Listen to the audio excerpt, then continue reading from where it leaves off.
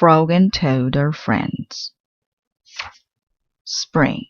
Frog ran up the path to Toad's house. He knocked on the front door. There was no answer. "Toad, Toad," shouted Frog. "Wake up!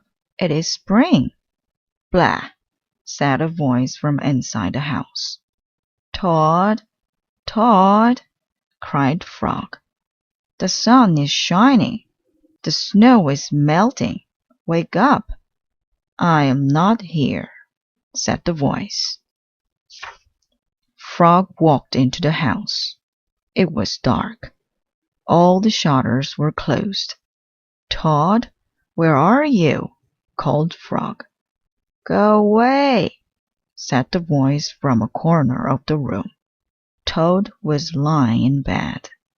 He had pulled all the covers over his head. Frog pushed Toad out of bed. He pushed him out of the house and onto the front porch. Toad blinked in the bright sun. "Help!" said Toad. "I cannot see anything." "Don't be silly," said Frog. "What you see is the clear, warm light of April, and it means that we can begin a whole new year together, Toad. Think of it," said Frog. "We'll skip through the meadows and run through the woods and swim in the river. In the evenings we'll sit right here on this front porch and count the stars." "You can count them, Frog," said Toad. "I'll be too tired. I am going back to bed." Toad went back into the house. He got into the bed and pulled the covers over his head again. "But Toad," cried Frog, "you'll miss all the fun." "Listen, Frog," said Toad. "How long have I been asleep?" "You have been asleep since November," said Frog. "Well then," said Toad, "a little more sleep will not hurt me. Come back again and wake me up at about 1/2 May. Good night, Frog." "But Toad," said Frog, "I'll be lonely until then." Toad did not answer. He had fallen asleep. Frog looked at Toad's calendar. The November page was still on top. Frog tore off the November page. He tore off the December page, and the January page, the February page, and the March page. He came to the April page.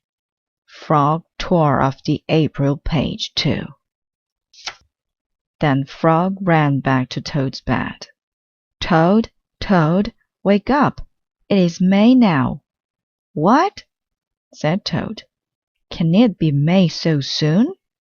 "Yes," said Frog. "Look at your calendar." Toad looked at the calendar. The May page was on top. "Why, it is May," said Toad as he climbed out of bed. Then he and Frog ran outside to see how the world was looking in the spring. The story. One day in summer, Frog was not feeling well. Toad said, "Frog, you are looking quite green." "But I always look green," said Frog. "I am a frog." "Today you look very green even for a frog," said Toad. "Get into my bed and rest." Toad made Frog a cup of hot tea. Frog drank the tea, and then he said, "Tell me a story while I am resting." "All right," said Toad. "Let me think of a story to tell you." Toad thought and thought, but he could not think of a story to tell Frog. "I'll go out on the front porch and walk up and down," said Toad. "Perhaps that will help me to think of a story." Toad walked up and down on the porch for a long time, but he could not think of a story to tell Frog. Then Toad went into the house and stood on his head. Why are you standing on your head? Asked Frog. I hope that if I stand on my head, it'll help me to think of a story, said Toad. Toad stood on his head for a long time, but he could not think of a story to tell Frog. Then Toad poured a glass of water over his head. Why are you pouring water over your head? Asked Frog. I hope that if I pour water over my head, it'll help me to think of a story, said Toad.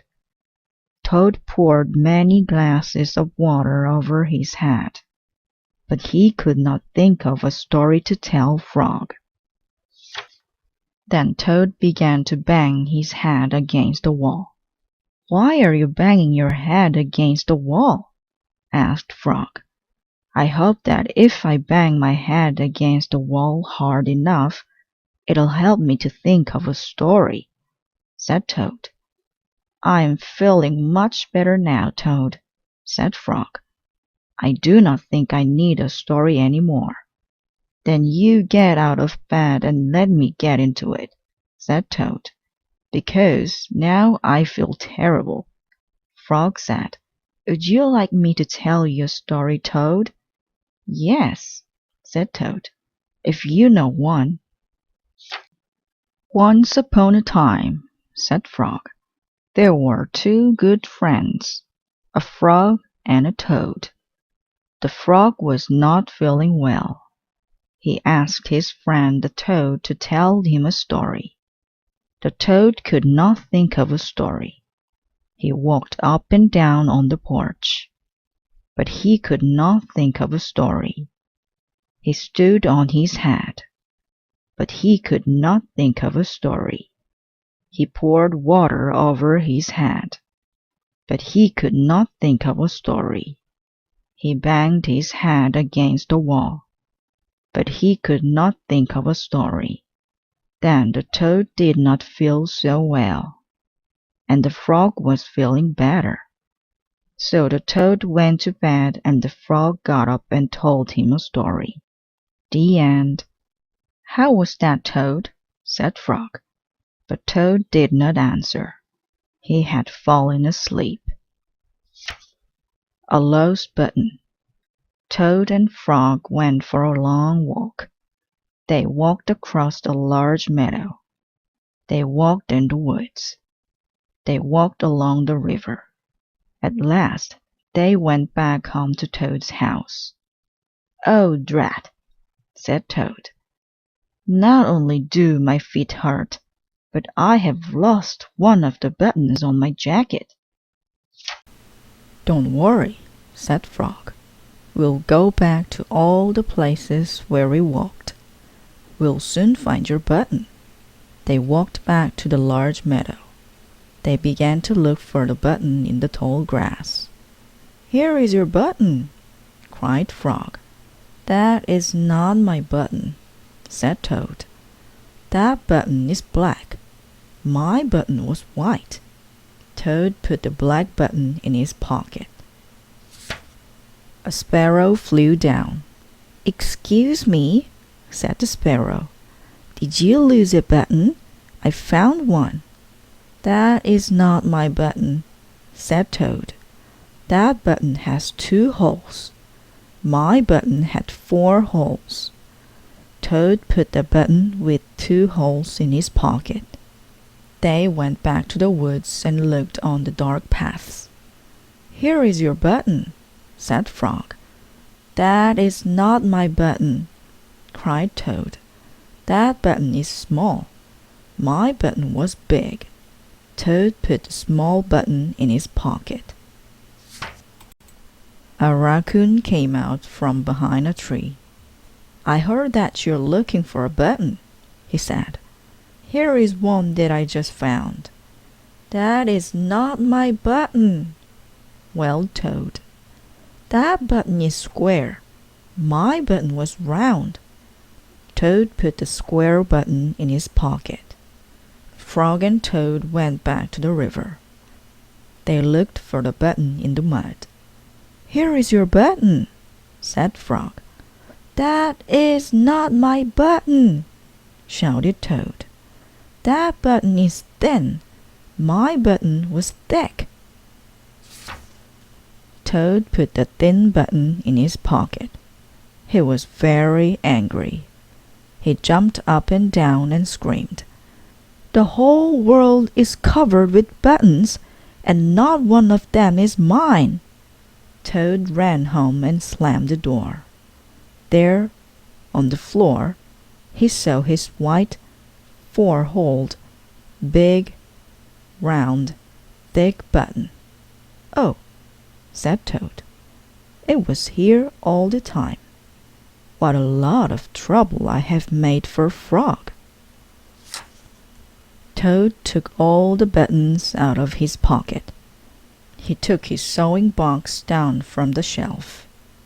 Toad sewed the buttons all over his jacket.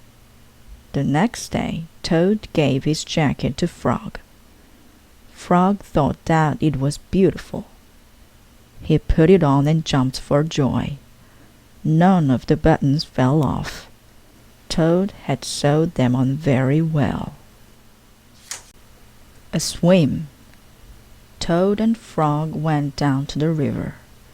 "What a day for a swim," said Frog. "Yes," said Toad. "I'll go behind these rocks and put on my bathing suit." "I don't wear a bathing suit," said Frog. "Well, I do," said Toad. "After I put on my bathing suit, you must not look at me until I get into the water." "Why not?" asked Frog. "Because I look funny in my bathing suit. That is why," said Toad. Frog closed his eyes when Toad came out from behind the rocks. Toad was wearing his bathing suit. "Don't peek," he said. Frog and Toad jumped into the water. They swam all afternoon. Frog swam fast and made big splashes. Toad swam slowly and made smaller splashes. A turtle came along the river bank. "Frog, tell that turtle to go away," said Toad. "I do not want him to see me in my bathing suit when I come out of the river." Frog swam over to the turtle. "Turtle," said Frog, "you will have to go away." "Why should I?" asked the turtle. "Because Toad thinks that he looks funny in his bathing suit, and he does not want you to see him," said Frog. Some lizards were sitting nearby. "Does Toad really look funny in his bathing suit?" they asked. A snake crawled out of the grass. "If Toad looks funny in his bathing suit," said the snake, "then I, for one, want to see him." "We want to see him too," said 2 dragonflies. "Me too," said a field mouse. "I have not seen anything funny in a long time." Frog swam back to Toad. "I am sorry, Toad," he said. "Everyone wants to see how you will look." "Then I'll stay right here until they go away," said Toad.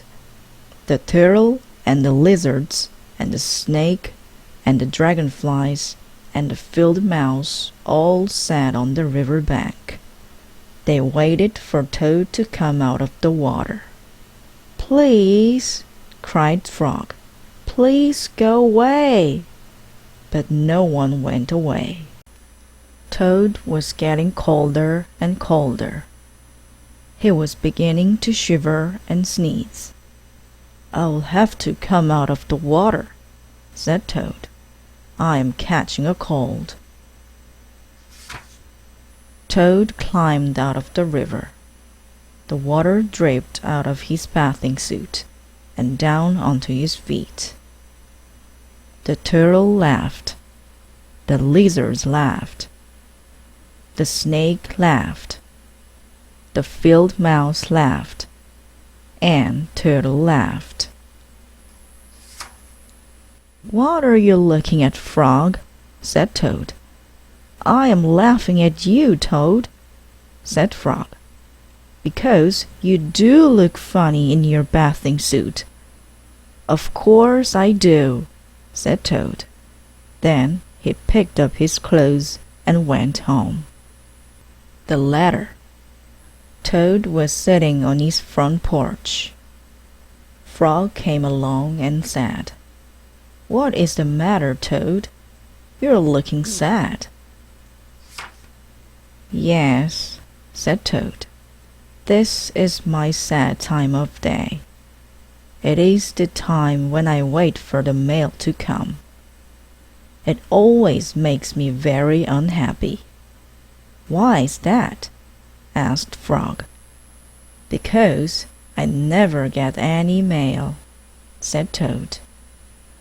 "Not ever?" asked Frog. "No, never," said Toad.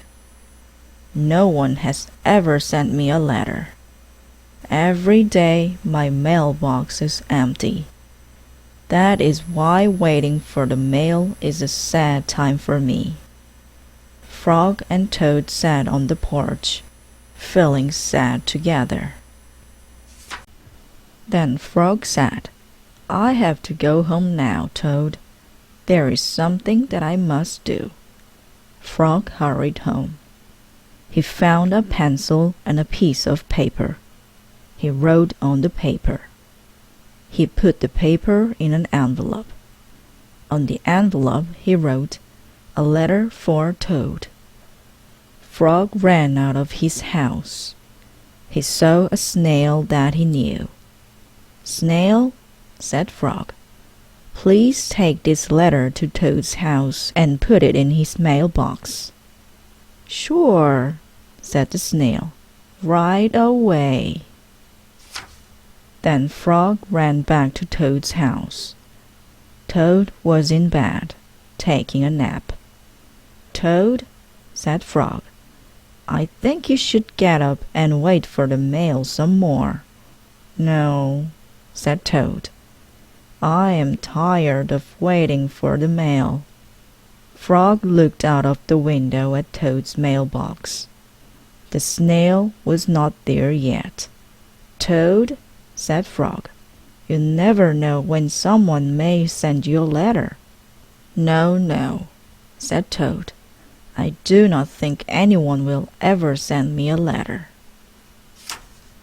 Frog looked out of the window. The snail was not there yet. "But Toad," said Frog, "someone may send you a letter today." "Don't be silly," said Toad. "No one has ever sent me a letter before, and no one will send me a letter today." Frog looked out of the window. The snail was still not there. "Frog, why do you keep looking out of the window?" asked Toad. "Because now I am waiting for the mail," said Frog. "But there will not be any," said Toad. "Oh, yes, there will," said Frog, "because I have sent you a letter." "You have?" said Toad. "What did you write in the letter?" Frog said, "I wrote, 'Dear Toad, I am glad that you are my best friend. Your best friend, Frog.'" "Oh," said Toad, "that makes a very good letter." Then Frog and Toad went out onto the front porch to wait for the mail. They sat there, feeling happy together. Frog and Toad waited a long time. 4 days later, the snail got to Toad's house and gave him the letter from Frog. Toad was very pleased to have it.